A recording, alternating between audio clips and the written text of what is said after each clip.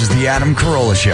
New from Hall Oates, 1,000 Miles of Life. I've been traveling this road for so long, searching for a place where I might belong.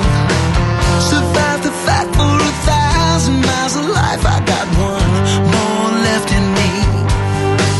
I know Hall Oates on the Adam Carolla Show. Screw that Hall. Who needs him? Yeah, nice guy.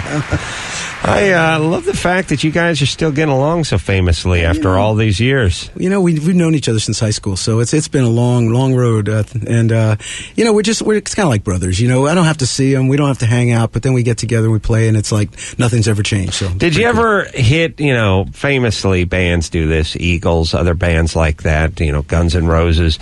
Did you guys ever have a rough patch where you just couldn't stand each other and you decided to take 5 years off? No, I wish I had a better story for you, but no. Well, how does the collaboration work in terms of, take any song like Kiss on My List? Adam likes that one. You know, the songs are every song is different. There's no rules, and that's probably why we're still together. We actually have no rules. It's like, if he writes a song and he writes it by himself, fine. If he writes it with someone else, that's cool too. I write a song with other people. And over the years, we've had that kind of real open deal going on, and it's probably what's kept us together. So, Jimmy and I always had that deal. You write the jokes, I'll cash a check. That's right. you write the jokes, and you deliver them, and then everybody's happy. There you go. So, all right, now I do like Kiss on My List. I don't know, it's popcorny, but I like it. It's fun. Puts me in a good mood. Now, who wrote this one? You want to hear a funny story about Kiss on My List? Yeah. We weren't. It was on an album we had in 1980, I believe, called Voices. All right, and it was not intended to be on the album.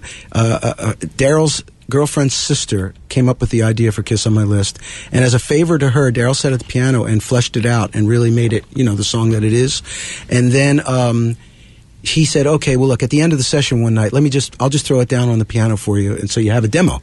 Mm-hmm. And so we put up the drum machine. This is a favor for the... a favor for the girl, yeah. Right. She was a teenager. Right. And hit the button, little dinky drum machine, dum dum tick tick dum dum tick, right. ding ding ding ding ding, Sure. So he starts playing the piano, and we recorded it at, you got to remember this was analog. We recorded it at 15 IPS, which is the slower tape speed to save money, and recorded it, and all of a sudden everybody went, "Wow, that's amazing."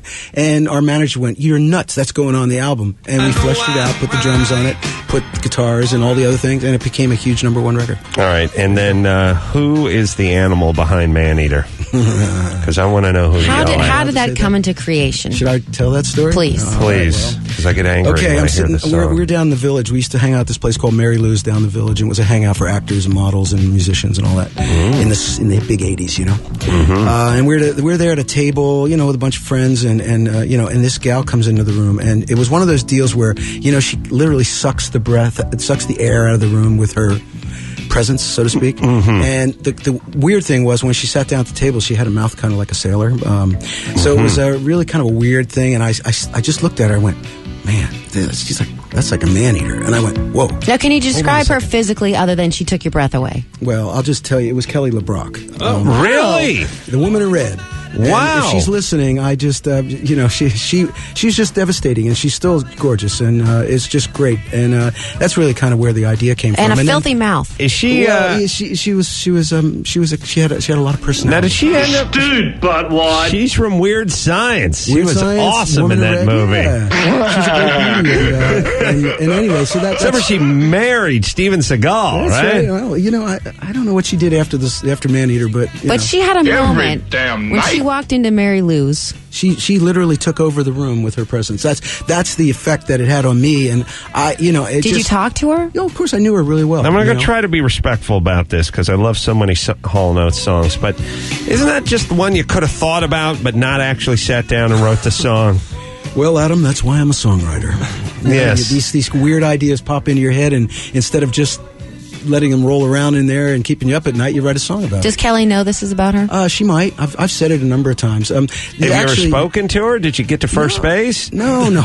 Did you try to get her number? I was actually married to a model who was working with her. Who was friends with her. Yeah, but she was no man-eater. She was just a model, Maneater. And was your wife upset that you'd written a song about another Maneater. model? That's right.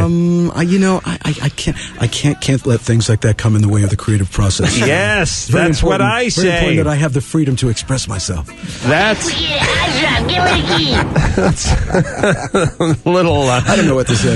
A little something else from Weird Science. Teresa didn't like Weird Science, by the way. Broke my heart. I didn't get it.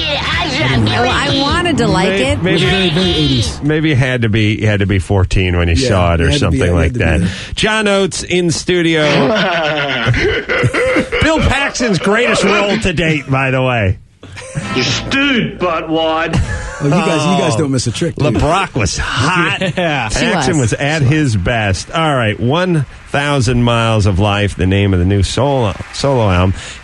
John Oates has brought along his guitar, and he's going to bust it out and play it for us, and we'll do that next on the Adam Carolla Show.